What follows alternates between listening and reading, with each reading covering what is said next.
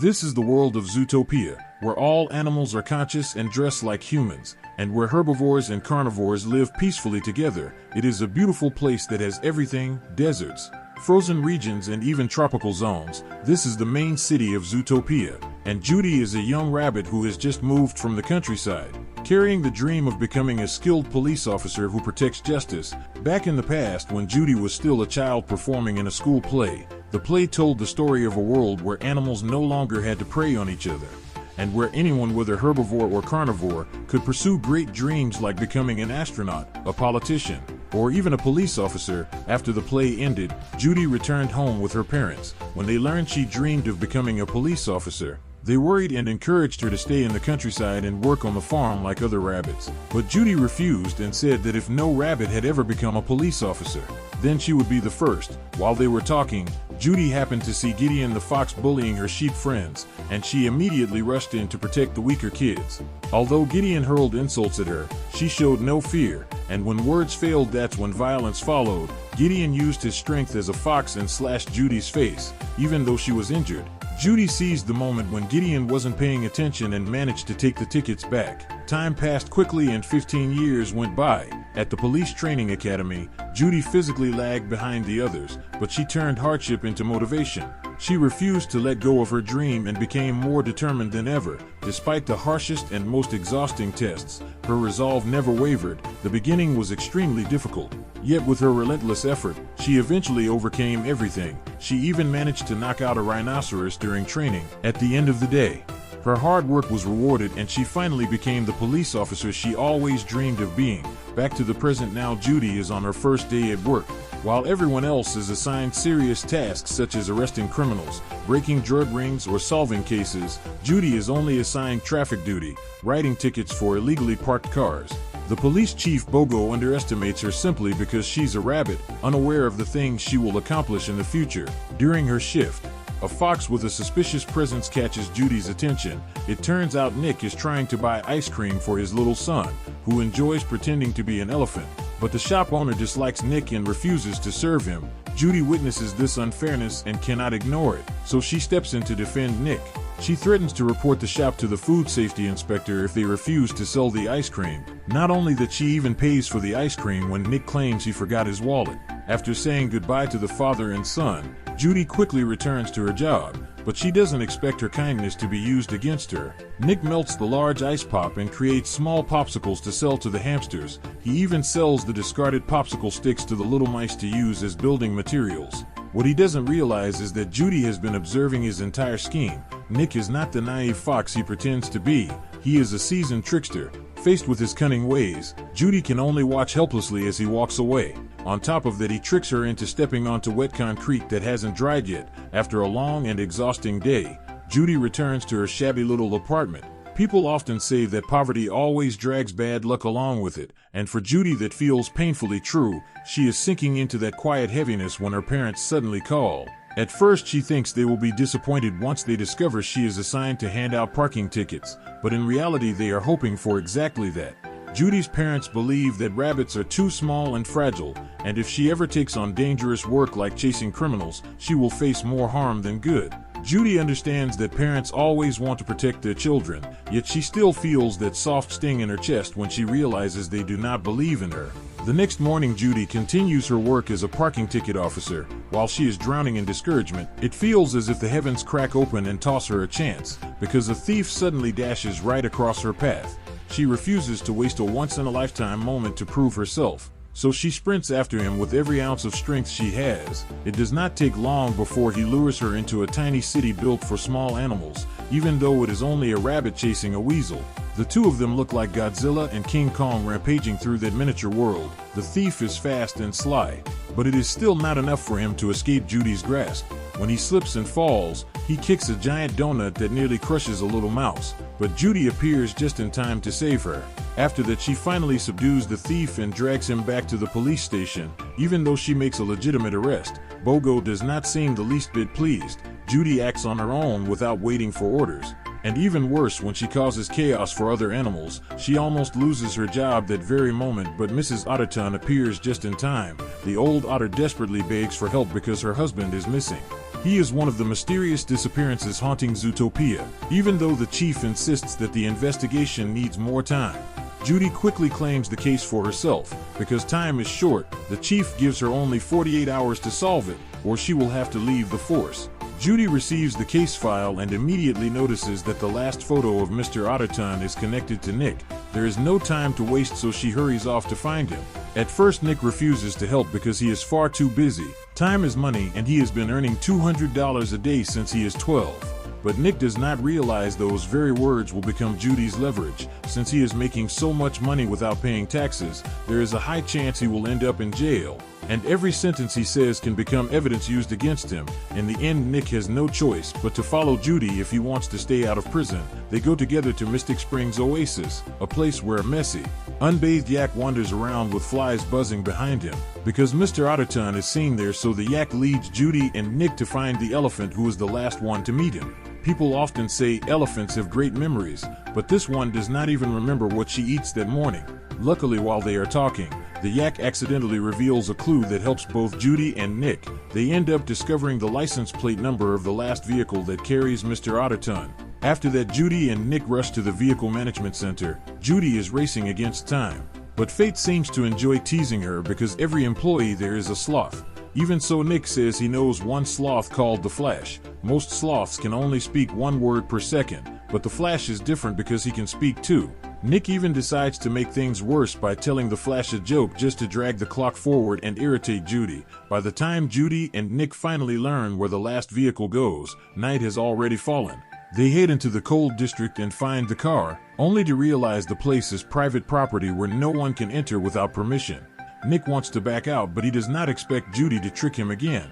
She uses his act of trespassing as an excuse to force him to continue the investigation with her. After a long period of searching and piecing clues together, the two finally realize they are heading in the right direction and manage to find the car, and they even notice clear signs of a struggle. Nick takes one look at it and recognizes that this is Mr. Big's car, the one owned by an Arctic shrew crime boss who rules this area. But everything is already too late because Judy and Nick are captured by two polar bears who drag them straight to Mr. Big.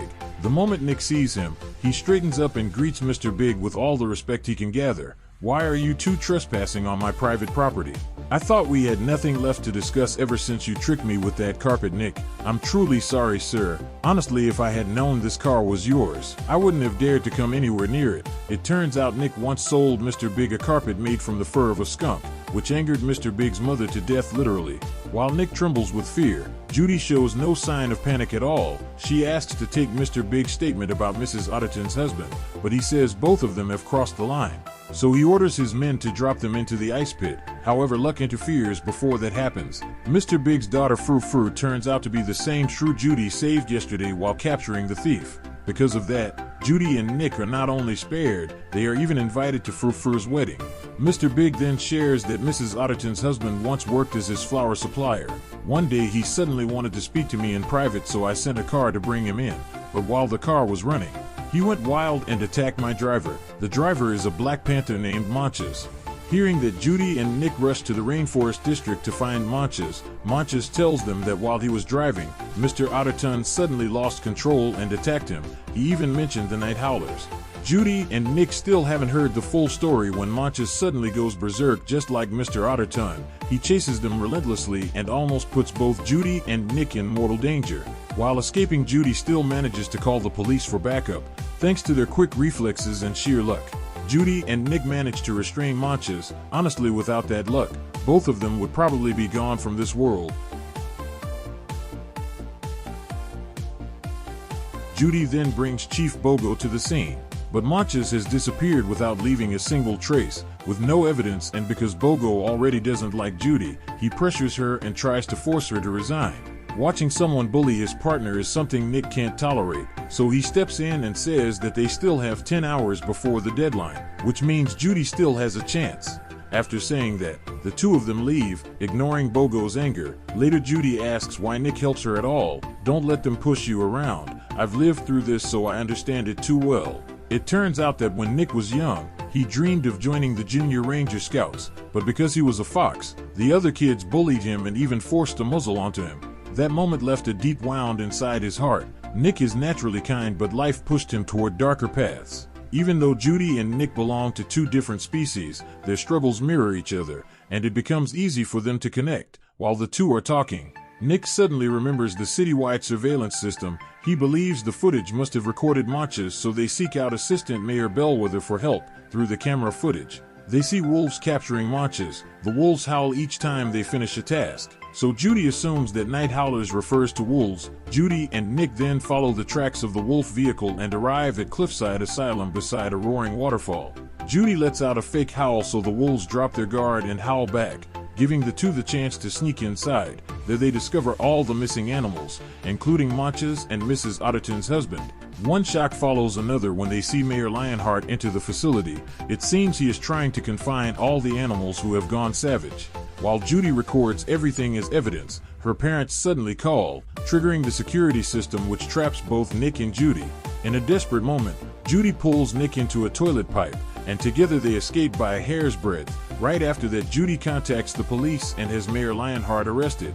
Ignoring his explanation that he only wanted to investigate the cause behind all of this, the next day the police station quickly holds a press conference. Bogo speaks while Judy quietly prepares a job application for Nick. She says that it would be great if I had another partner. As soon as she finishes, she has to leave to answer the reporter's questions. During the interview, Judy accidentally says that carnivores or crazy suspects often return to their primitive instincts, which explains why incidents like this happen. She does not realize that her words touch Nick's past pain.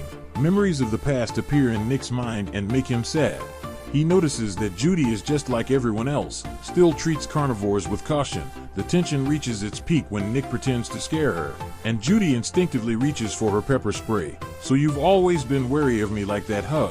After Judy finishes speaking, Zootopia quickly falls into a crisis. Protests erupt continuously between carnivores and herbivores, and both sides become wary of each other. Although Judy gets promoted, she does not feel happy at all. She came to Zootopia to make it a better place, but in the end she feels she has caused harm. Bellwether, who now is the new mayor, offers her the position of Zootopia's public face, but Judy refuses. She feels unworthy, so she resigns and returns to her hometown to become a farmer. While selling carrots, she meets Gideon, the fox who bullied her in the past. He apologizes for his past behavior and offers her a fresh batch of cakes as a gift. While they chat, Judy learns that the purple flowers used to protect crops from insects are highly dangerous. Her uncle once ate one and went insane. She realizes that night howlers never refer to wolves. They refer to a flower that has severe psychotropic effects on mammals and drives them crazy.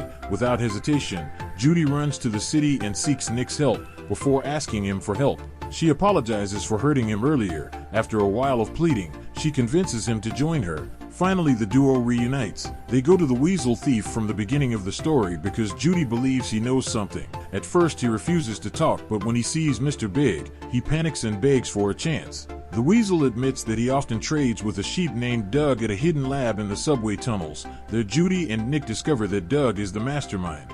Doug extracts juice from the night howlers and disguises it as whipped blueberries. He shoots the victims with it to make them go crazy. Another mystery figure directs him, so Judy has to act quickly. She kicks Doug aside to take control of the train. However, his henchmen quickly come back. Nick notices one sheep henchman about to gore and opens the door so it gored another. Danger remains because the two train cars are about to collide. Judy tells Nick to accelerate the train and successfully steers her car. The momentum throws them to one side. The accident almost kills them. At first, Judy fears the mission has failed. Nick reveals that he has secured the suitcase containing the gun and night howlers. They rush to find Mayor Bellwether. Suddenly, she appears in front of them. Judy becomes suspicious about how she knew they were there. They realize something is wrong and run. Judy does not notice what is ahead and falls. Nick carries her on his shoulder. Both tumble into a hole. Bellwether believes she has won and fires a night howler at Nick to use him to eliminate Judy. At that moment, she reveals her true plan. She is an ambitious dictator who wants to eliminate carnivores, and Judy is only a pawn. Bellwether does not realize that Judy and Nick have set a trap. The bullet hitting Nick is only a blueberry, so he is not affected by the night howlers and go crazy. They have enough evidence and Bellwether is quickly arrested. Everything resolves and an antidote for the night howlers is distributed. Zootopia returns to its peaceful state, with herbivores and carnivores living in harmony. Most importantly, Judy's dream comes true. She becomes a full-fledged police officer, accompanied by newly recruited Officer Nick. They no longer need to drive a rickety car or issue parking tickets. After Judy gets on the train to Zootopia, something happens in the countryside. When no one is paying attention, the youngest daughter Molly jumps onto the roof of the train, which makes Bonnie and Stuart extremely worried. The two immediately get into the car to chase after her, but Stuart accidentally drops the car key, so Bonnie connects two electric wires to start the car. Bonnie and Stuart cannot be blamed for being irresponsible because they have so many children on the way to chase the train. They almost get hit by a car, but Bonnie reacts in time to avoid it. Stuart tries to call Judy, but he accidentally plays a relaxing song in such a high-pressure moment. In one careless second, Stuart drops the phone and sees a group of animals practicing yoga. Meanwhile, Molly constantly faces danger and narrowly escapes death without realizing it. Bonnie and Stuart catch up to the train. Stuart grabs onto it with a rake and sees Molly. Then Bonnie and Stuart almost get into serious danger. But luck is on their side, so in the end they are still safe and sound. While they are in the hot area, Stuart cannot crawl forward, and when they reach the cold area, he freezes. Even when they reach the tropical area, Stuart cannot call Judy, and he is even knocked back and has to rely on Bonnie showing up in time to save him. Meanwhile, Molly reaches Zootopia and continues to follow Judy. Bonnie and Stuart decide to take a risky move. Stuart rushes forward to catch Molly in time, and they narrowly escape death. It has been a long time since the couple spends time together, and just as they share a moment, Molly climbs onto the next train. Even though the couple goes to rescue their daughter again, Stuart's back starts hurting. Just look at how pampered Mr. Big's daughter is. As soon as her boyfriend proposes, Frou-Frou wants to choose her bridesmaids according to her family tradition. The list includes 4 friends: Christine, Charisma, Bianca, and Mandy. Suddenly someone appears and ruins all plans. It is True, Frou-Frou's cousin, whom even the 4 friends do not like. It turns out that Frou-Frou promised to let True be a bridesmaid when they are both young. Even though this happened a long time ago, True never forgets. Frou-Frou does not want True as her bridesmaid because True has a controlling habit due to OCD. The 4 friends take advantage of a moment when True is not paying attention and persuade Frou-Frou to go shopping. On the surface they praise the dress Frou-Frou chooses, but behind her back they speak badly of it. At that moment True arrives to give Frou-Frou another dress, but Frou-Frou refuses and throws it away. The 2 cousins argue, and when they cannot resolve it with words, they resort to using force. They only stop when 2 polar bears intervene. After that, Frou-Frou and her friends continue shopping. As they leave the store, a donut flies toward Frou-Frou. Judy appears just in time to save her, so she is unharmed. In that very life-threatening moment, Frou-Frou realizes who truly cares for her. She goes to True to apologize for her inappropriate behavior. True not only forgives her but also takes out their mother's wedding dress and gives it back to Frou-Frou. The wedding ceremony goes smoothly afterward. True also prepares the wedding flowers for Frou-Frou, but she does not know that this flower is a night howler, which can make animals lose control and go crazy. After Judy brings Duke to the police station, the question is what happens to him next. It turns out this is not the first time he is arrested because every officer here already knows his face. The news that Duke is caught by a brand new rabbit and carried to the station while he is stuck inside a donut spreads quickly. This funny story draws the attention of the Zootopia residents. They talk about it everywhere, so Duke feels too ashamed to stay around, and he can only run into a small alley. Now he starts thinking and begins to wonder if he is losing his way. Duke once has a dream, but maybe life pushes him onto the wrong path. While he is unsure whether he should start a new life or not, his old habits are still there, because he cannot resist the pull of money, especially when it sits inside someone else's pocket. He plans to use this money to start a business, and when he succeeds, he tells himself he will return it to its owner. Duke wants to try becoming a car mechanic, a lawyer, a doctor, a motivational figure, or someone who works in finance. But before doing any of that, he knows he has to learn how to be a good person first. Just when Duke tries to change himself and has already returned the money to its owner, the owner of the wallet gets into an accident. Standing between the choice of being a good person or being a rich person, Duke becomes unsure. His heart wants to choose saving someone, but his mind wants to choose taking the money, and in the end he decides to follow his mind. Before Mr. Big becomes the successful figure he is today, he is once just an ordinary delivery man. At his beloved daughter Frou-Frou's party, Mr. Big tells a story about his own youth. In those days, he and his mother left their old hometown and stepped into new lands. Even though they only crossed a simple puddle, they faced all kinds of storms because of how small they were. When they finally arrived in Zootopia, Mr. Big saw many new and exciting things, but the city also brought even bigger problems for tiny animals like shrews. It was clear that Zootopia was not a place built for all species, yet Mr. Big still held on to his promise to build a strong community and a brighter future. He and his mother started their business with a small bakery. She took care of the baking and he took care of the deliveries. But the road was full of hardships and it forced him to keep adapting.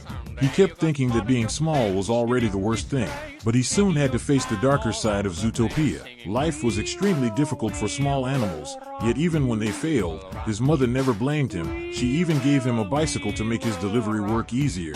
Back then, owning a bicycle was something far too luxurious for Mr. Big, so he treasured it with all his heart. Thanks to that bicycle, his delivery work became smoother. The bakery began to gain more customers and they managed to save a little money. One day during a delivery, Mr. Big accidentally saw the polar bear brothers suffering under the heat, so he did not hesitate to give them an ice cream. From that moment, the friendship between shrews and bears began to form, but good things never lasted long. Mr. Big's bakery caught the attention of some gangsters, and they immediately destroyed his bicycle and stole all of their savings. When he saw all the effort he had built being taken away, Mr. Big stood up. His courage erupted in that very moment and he calmly faced the rhino. Thanks to his tiny body, he easily slipped inside the rhino to rescue the polar bears. He even asked the other shrews to set a trap that sent the rhino falling straight into an ice factory. The moment Mr. Big defeated the rhino, a new era began. Small animals like him started receiving respect from larger ones, especially the polar bears. The family business grew stronger day by day and his efforts were finally rewarded. Under Mr. Big's leadership, a community for small animals soon formed. Mr. Big still does not forget to warn his son-in-law that if he dares hurt his precious daughter, he will have to pay the price. Every animal in Zootopia has their own dream, and the show So You Think You Can Prance is the stage where they show it, including the 3 tiger judges and especially Gazelle, the most famous pop megastar in Zootopia. Meanwhile, Clawhauser also wants to join the show to win the chance to become her next backup dancer. Gazelle is looking for a duo, so Clawhauser has to find another dance partner. Because he is already at the police station, Clawhauser announces that there is a special case at the Zootopia Theater and that he needs someone to support him. After that, he relies on his police identity to get priority at the theater. But Clawhauser does not expect that the only person who responds to his announcement is Chief Bogo. When Chief Bogo hears that there is an emergency that needs help, he rushes there immediately. Clawhauser also does not forget to lie that they will need to disguise themselves so they can secretly support Gazelle. In no time, they finish their disguises and are ready to begin the mission.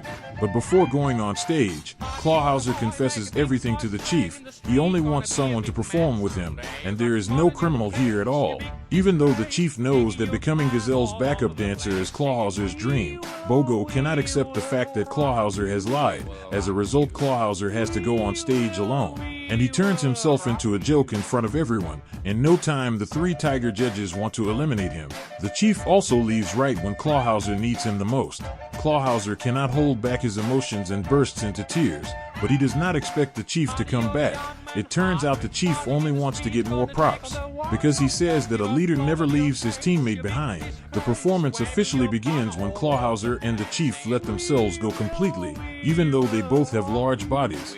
They are incredibly flexible. As soon as Clawhauser and the chief finish their performance, all 4 judges immediately press the golden buzzer together, but everything is only a dream because Clawhauser falls asleep while watching Gazelle.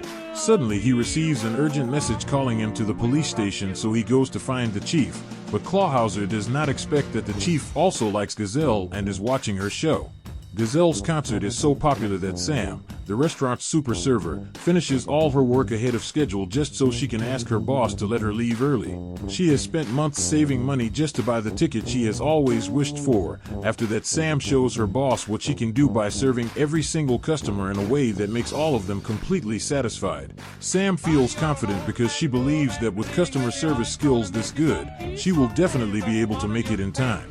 But she does not expect that in the very next moment, the one person she considers her nemesis appears. Flash the Sloth and his girlfriend come here for their date.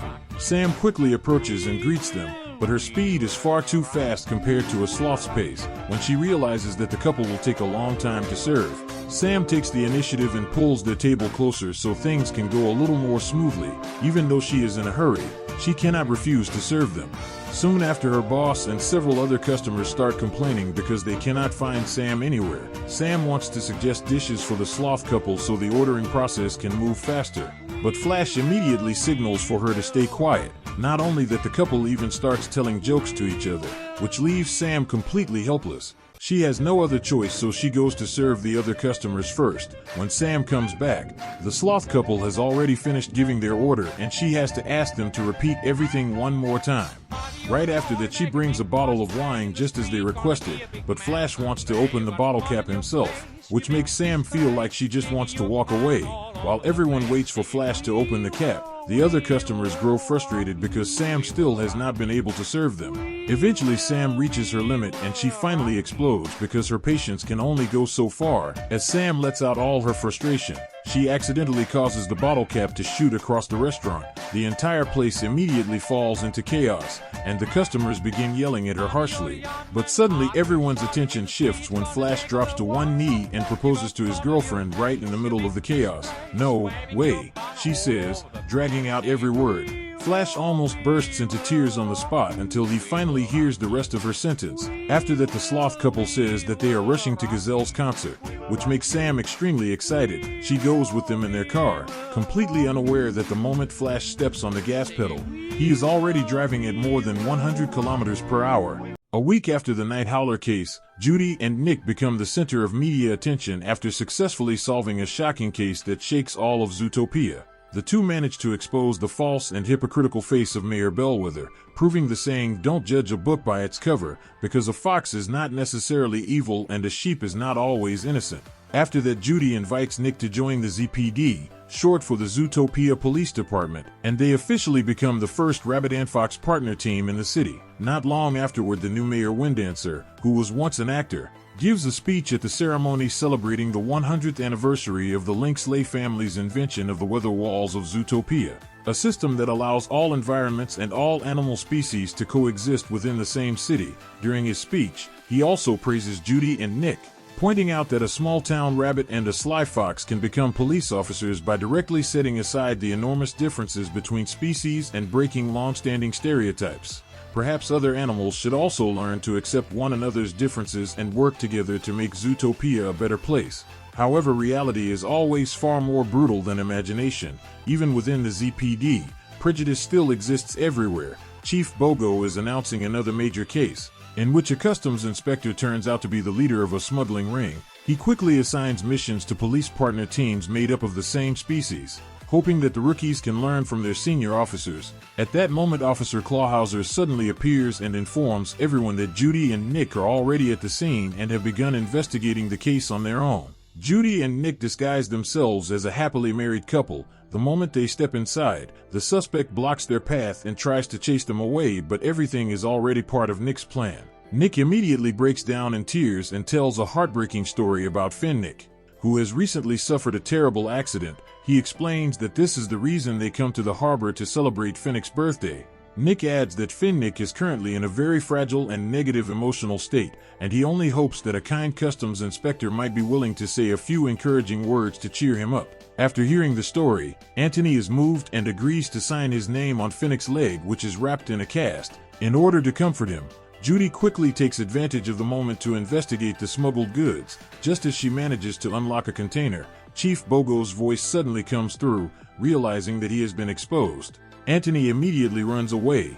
Judy and Nick have no idea how they can catch up to him when a passing driver suddenly appears. As a result, they take the driver's vehicle and begin the pursuit.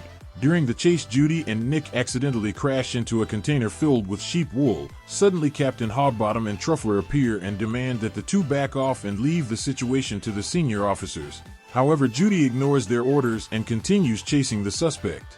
Meanwhile, Officers Higgins and Bloat set up a trap ahead, but the plan fails. At this point, only Judy and Nick are still able to keep up with Anthony. In a brief moment of carelessness, Anthony fails to notice what lies ahead and crashes, hitting his head and losing consciousness. When Judy sees the Zoatennial parade in front of her, she realizes that there is no time left. She pushes the vehicle to full speed and asks Nick to take the wheel so that she can jump onto Anthony's car. Because of this decision, Judy successfully prevents a major disaster. When she regains consciousness, she accidentally realizes that there is another animal inside the car, but she does not have time to see it clearly. The only thing Judy manages to find is a piece of snakeskin. After that, the ZPD falls into a state of chaos, while Judy begins investigating reptiles because they are not permitted to appear in Zootopia and are only allowed to live outside the city. Soon after, Judy and Nick are summoned to Chief Bogo's office. However, he completely ignores their efforts and achievements and focuses only on the fact that they have ruined the 100th anniversary celebration. Judy tries to bring up the smuggled container that contains a reptile band in Zootopia, but Chief Bogo maintains his furious expression and refuses to listen. Not only that, Captain Hogbottom and Truffler claim that Judy and Nick are nothing more than one-time shooting stars who shine briefly and then fade away, and that the two of them should return to being traffic police officers and ice cream vendors. Seeing the situation spiral out of control, Chief Bogo orders everyone to leave the room so that he can speak privately with Judy and Nick. Although Chief Bogo still cares about them, he explains that their partnership has been repeatedly damaging the image of the ZPD. He allows Judy and Nick to work together in the first place because of their major contributions to the department, but now in his eyes, they have ruined everything. He raises a harsh question about whether rabbits and foxes can truly work well together. In the end, he removes both of them from the case and assigns them a so-called make-or-break assignment designed specifically for mismatched police partners. Judy and Nick never expect that this assignment means attending therapy classes for mismatched police partners. Dr. Fuzby is in charge of running these sessions in order to help partners bond and cooperate more effectively. Judy insists that she and Nick have been working together for an entire week since the anniversary and that there has been no problem at all. However, Dr. Fuzby points out that Judy constantly refuses to let Nick speak, that she is visibly anxious and keeps tapping her foot to suppress it, and that Nick's emotional insecurity is actually the source of her discomfort. As the therapy session begins, Judy and Nick stare at what is unfolding in the room in complete disbelief. Later, the two of them get into an argument. Judy desperately wants to prove herself to Chief Bogo, while Nick only wants to stay quiet and avoid drawing any attention. The moment they step outside, they are mocked by the other officers. Officers Higgins and Bloats even draw caricatures of the two of them on their own bellies to ridicule them, despite their disagreements about how to work. Judy and Nick still hold a special place for each other deep in their hearts. After returning to her room, Nick focuses only on enjoying life while Judy is forced to answer her parents' calls as they repeatedly ask about Nick. Judy's parents believe that there is nothing wrong with sacrificing a little in order to find common ground. But Judy is far too exhausted after everything that has happened, so she can only hang up the phone. Later, Judy studies for her partner therapy class, but her attention suddenly shifts to a report about the Zoatennial Gala. The report states that the Linksley Journal will be publicly displayed for the first time since the reptile attack. Because it contains the patent and original plans for the weather walls, it will be guarded with extreme security. When Judy sees a van driving past on the television screen, she immediately realizes that it looks exactly like the vehicle Anthony Snootley was driving earlier, the same one that contained a piece of snakeskin. She quickly searches online for information about the history of the Linksley family and is shocked to discover that the 100th anniversary is also the day commemorating the snake attack on Zootopia. A tortoise who worked for the Linksley family was bitten while stopping a snake from stealing the journal, and since that incident no snakes have been seen in Zootopia.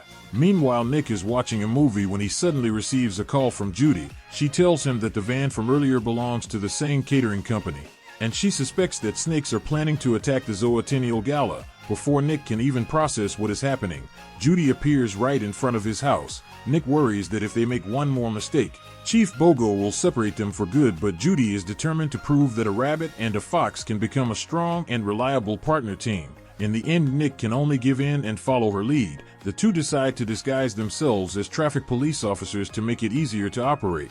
At the same time, the Zoatennial Gala is underway and the Linksley family is welcoming their guests. As expected, the crime boss also makes an appearance due to his high status and reputation.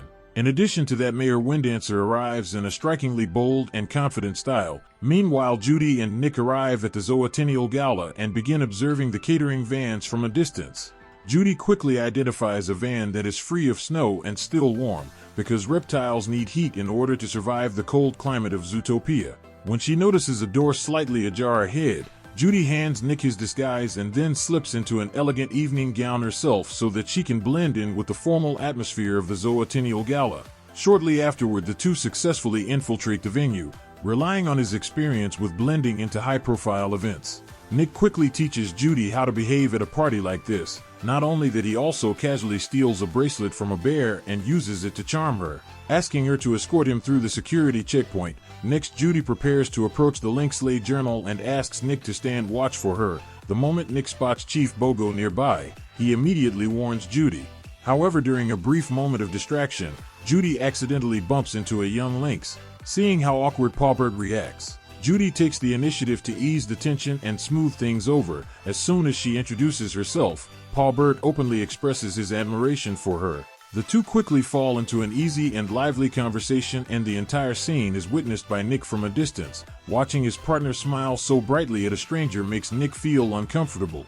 Just as he is about to suggest that they leave, he accidentally discovers a piece of snakeskin nearby. At the same time, the other children of the Linksley family escort Pawbird away in order to clear the path for their father. Shortly afterward, Mayor Windancer steps forward to introduce the third-generation heir of the Linksley family.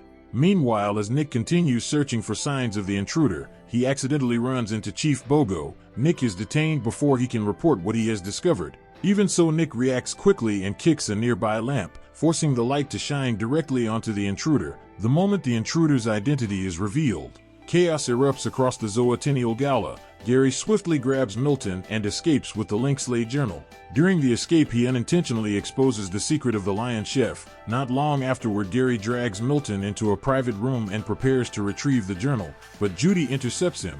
Contrary to Judy's expectations, Gary turns out to be timid and frightened. He insists that his kind has never harmed anyone and explains that all he wants is the secret contained within the Linksley Journal, so that he can prove reptiles are innocent and allow his people to return to their homeland. At that very moment, Nick strikes Gary unconscious with a frying pan. Milton then demands that Judy and Nick kill Gary, while he plans to burn the Linksley Journal in order to bury the truth forever. On top of that, Milton orders them to report back to the ZPD and claim that the snakes launched the attack voluntarily. Just as the Linksley family prepares to act, Judy manages to turn the situation around. She attempts to rescue Gary, but Gary suddenly regains consciousness and accidentally bites Chief Bogo on the head. At that moment, Captain Hogbottom and Truffler witness everything, while the Linksley family deliberately fuels the chaos by accusing Judy and Nick of being accomplices of the snakes and insisting that they must be eliminated, as Gary is thrown down below. His mysterious partner suddenly appears. Meanwhile, Judy snatches the Linksley Journal and jumps after Nick without hesitation, with no clear escape route. Judy and Nick accidentally collide with the car belonging to Mr. Big. He immediately orders his men to hide Judy and Nick in the trunk to protect them. Shortly afterward, news breaks on television reporting that snakes have attacked the Zootopia Gala.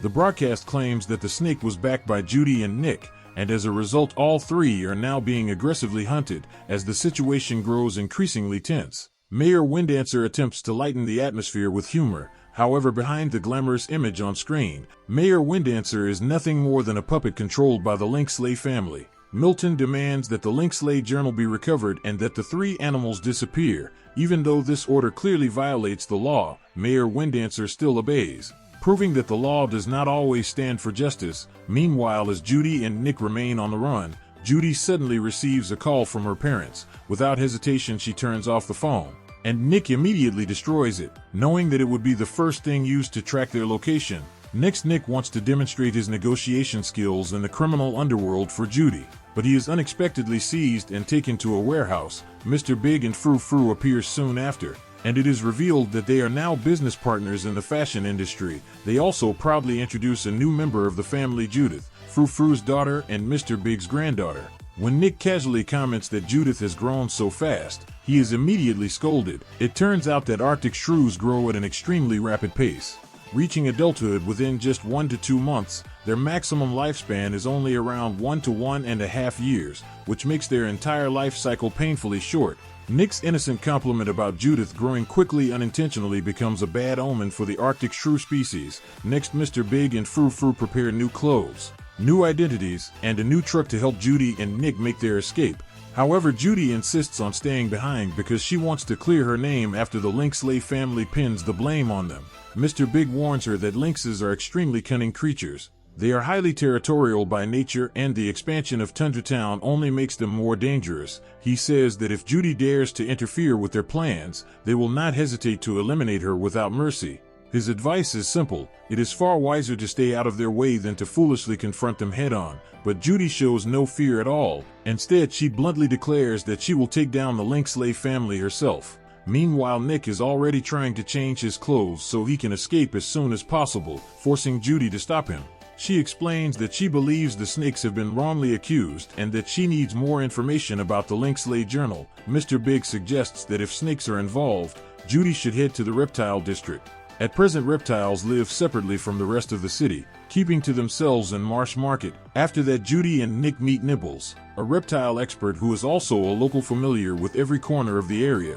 The moment Nick lays eyes on Nibbles, he immediately has second thoughts and insists that the two of them should just run away instead. One look at the situation makes it easy to understand why Nick reacts this way. Judy still negotiates with him and asks for just 24 hours to deal with the problem. If they fail, she promises that she will follow Nick's escape plan without argument. Nibbles then leads Judy and Nick into Marsh Market, a district where aquatic animals usually live. She explains that when Zootopia was first established, this entire area was cut off from the city. Because of that, the residents here live like a stateless community, following their own rules and customs, and they do not even care about wearing clothes. Nick feels confident that he can blend in since he has been living independently since the age of 12. What he does not expect is that he will mistake sea lions for seals, or that he will have no idea that fish are used as currency here instead of money. Soon the trio arrives at the ferry dock. Nibbles greets the locals, but all Judy and Nick see is the pair constantly spitting water and repeating the phrase "Hey Bubs," even though Judy and Nick do not understand a single word. Nibbles successfully negotiates a deal and secures a living ferry to give the trio a ride. During the trip, instead of watching the route, Russ stares directly at his passengers. He even assumes that Judy and Nick are celebrating an anniversary, so he turns on colorful lights to make the ride feel more festive. Before long, the trio arrives at a vertically sunken ship. At this point, Nick finally opens up to Judy and talks about his deep discomfort around reptiles. In response, Judy pretends to scare him, and the two of them end up acting so ridiculously that Nibbles is left completely speechless. However, she still makes sure to remind them of an important rule. Whenever they are offered food here, they must always accept it, because refusing an invitation to eat is considered a serious sign of disrespect. The secret reptile hangout is filled with monitor lizards playing musical instruments, and it even serves fast food. A warning echoes through the space, reminding visitors to watch their step or they might accidentally tear off someone else's tail. Eventually, Nibbles leads Judy and Nick to meet her friend Jesus. Following local tradition, a plate of earthworms is brought out immediately, since eating always comes before negotiation. With no real choice, Judy and Nick force themselves to comply. However, Nick is unlucky enough to pick the largest worm on the plate. The result is that both of them nearly throw up. What they do not realize is that they have become the target of a prank. Jesus bursts out laughing and reveals that he is only teasing them, because reptiles here do not actually eat that dish at all. After that, he begins to talk about the Link-Slay journal. He explains that its cover is made of metal, and only snakes are capable of seeing the hidden markings etched into its surface. Judy cannot understand why a journal belonging to lynxes would be connected to snakes, although Jesus does not know the answer either. He points out that if a turtle has already lost its life because of it, then the truth behind the journal must be far more complicated than it seems. Jesus also talks about how reptiles have long been looked down upon by other animals. He explains that the moment reptiles left Zootopia was also the moment the Link-Slay family began expanding Tundra Town. Even now, that expansion continues, and it will not be long before Marsh Market is completely leveled. At that very moment, the ZPD tracks down Judy and Nick's hiding place. As soon as the police appear, the secret reptile hangout plunges into chaos. Seizing the opportunity, Jesus leads Judy and Nick away and helps them escape. He says that he believes in them because they have already saved Zootopia once before. If Judy and Nick succeed again, he is certain that other animals will finally see reptiles in a different light. Just as Officers Higgins and Bloats appear, Gary snatches the Link-Slay journal. Although Judy explains that they are trying to help the snakes, Gary does not believe her and runs away. As a result, Judy and Nick have to chase after him desperately for their lives. On top of that, they are being hunted by the ZPD.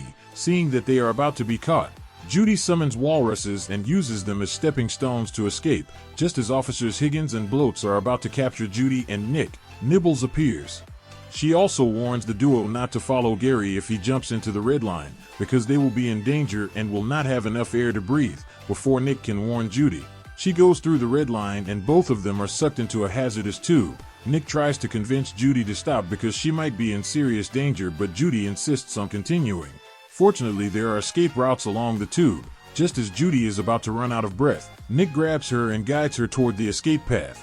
Even though they are now safe, Nick wants Judy to apologize, but Judy misunderstands him and thinks that he is trying to apologize to her. They start arguing when suddenly Judy's attention is drawn to the snake's fanny pack that Gary has accidentally dropped. At that moment, two mountain goats notice Judy and Nick in trouble and want to help. Nick is about to give up when Judy suddenly asks the goats where the pipe ahead leads. Not only do the goats answer her, but they also give Judy and Nick some flowers. Seeing that they resemble the flowers depicted on the matchbox, Judy asks about their origin.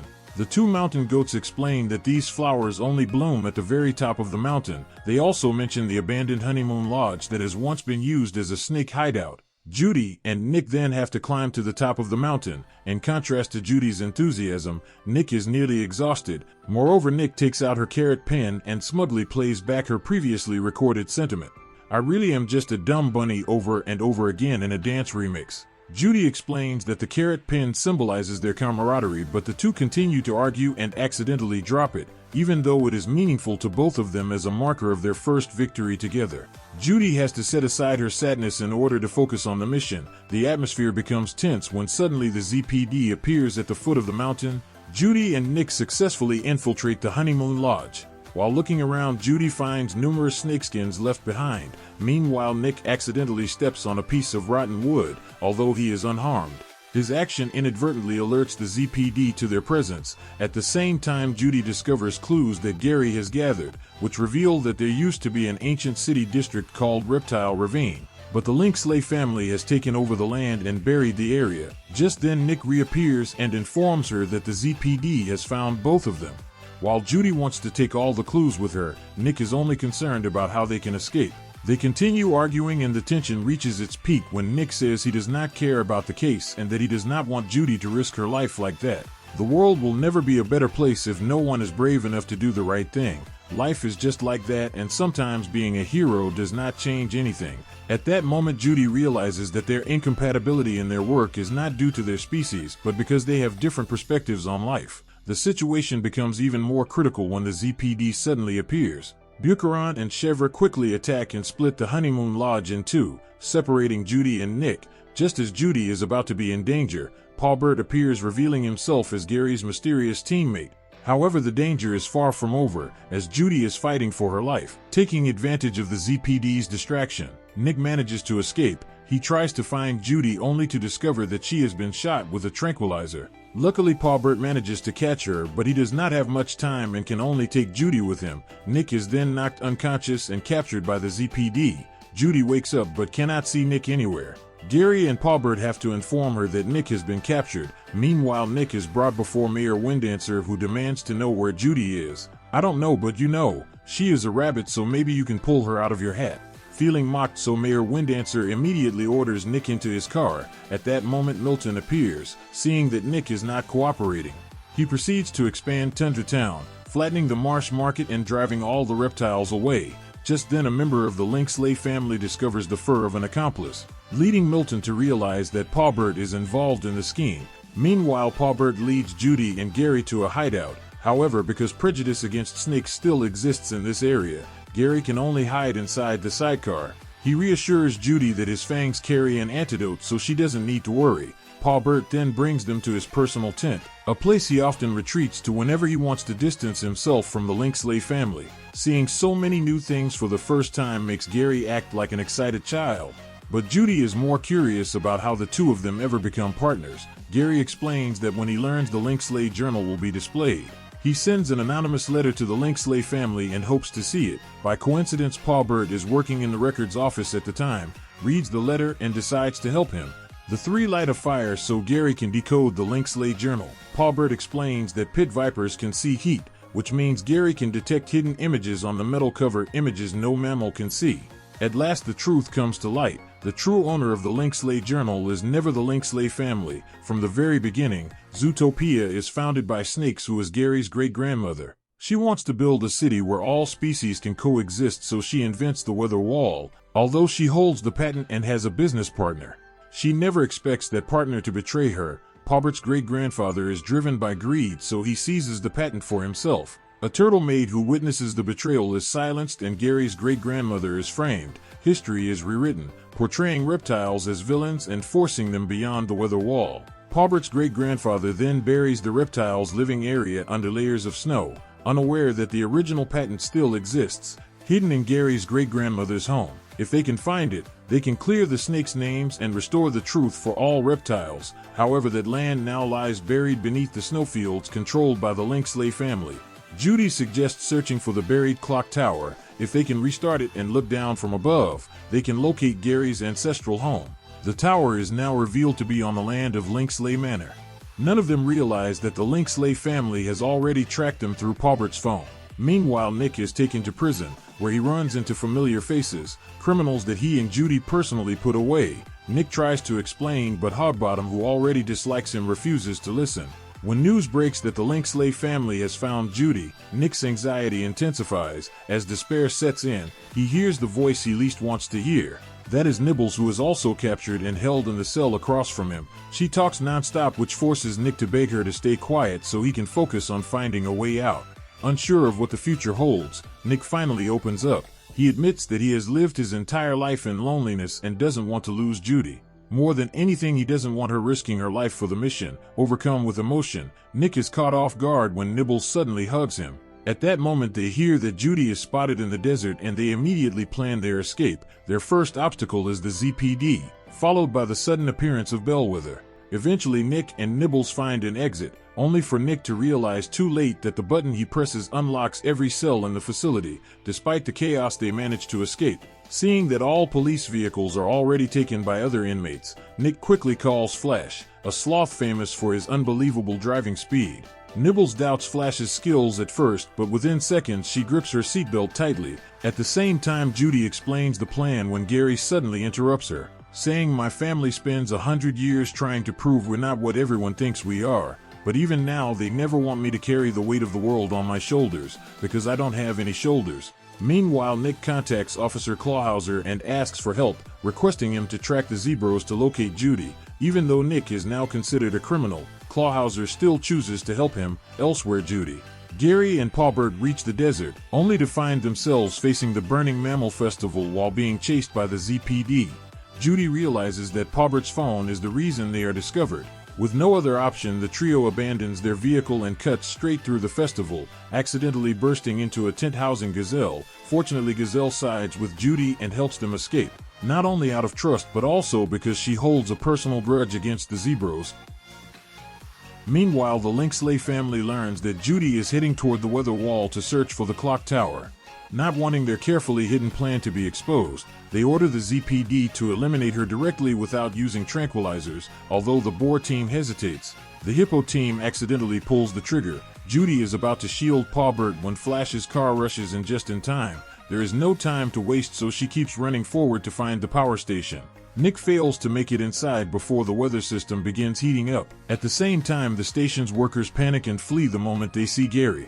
With the help of the Lynxley Journal, Judy, Gary, and Pobbert successfully locate the power switch that turns on Reptile Ravine's lights. In the end, all three finally find the location of Gary's great-grandmother's house. Only then does Judy notice that Nick is trapped outside while the temperature continues to rise. Fortunately, Nibbles appears just in time. But Judy never expects Pobbert to betray them at the last moment. He throws Gary out into the snow, leaving him unable to move. Pobbert then reveals his true plan. The Lynxley family has always looked down on him, and he wants to prove his worth. And what better chance than destroying the original patent with my own hands, burying my family's secret forever. Even though Judy begs Pobbert to stop, he is never truly a good person to begin with. Meanwhile, Nick and Nibbles split up to search for the others, but Nibbles is unlucky enough to be attacked by Pobbert. Nick is searching another area when Pobbert suddenly appears, and he immediately realizes that something is wrong. At the same time, Judy is no longer able to move and can only watch as Nick is placed in danger. She blames herself for being unable to help, but Gary tells her that she is wrong. The world was never meant to rest on one animal's shoulders. That's why my great-grandma wants Zootopia to be for everyone, so we can all help each other. Gary thanks Judy for choosing to help him and for becoming his first best warm-blooded friend, with the warmth from Judy. Gary slowly regains his strength. Just then the ZPD suddenly storms in and mistakenly believes that Gary is harming Judy. Meanwhile, Pa Bert tells Nick that Judy did not survive, hoping to break his spirit.